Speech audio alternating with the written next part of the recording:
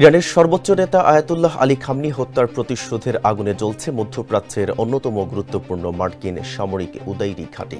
রোববার ভোররাতে ড্রোন ও ব্যালিস্টিক মিসাইলের ভয়ঙ্কর হাইব্রিড হামলা চালিয়ে আমেরিকার উদাইরি ঘাঁটিকে কার্যত ধ্বংসস্তূপে পরিণত করেছে ইরানের ইসলামিক বিপ্লবী গার্ড কর্পসের নৌবাহিনী।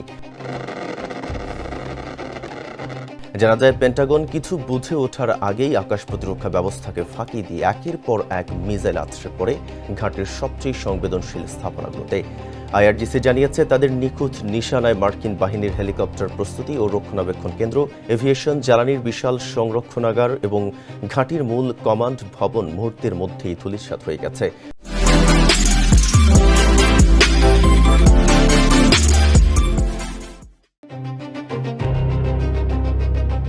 ভয়াবহ এই হামলার পর পুরো সামরিক ঘাঁটিটি ধ্বংসস্তূপে পরিণত হয়েছে। আইআরজিসির জনসংযোগ শাখা এক বিবৃতিতে জানিয়েছে, আমেরিকান সেনাদের কেন্দ্র লক্ষ্য করেই তাদের এই সমন্বিত অভিযান চালানো হয়েছে।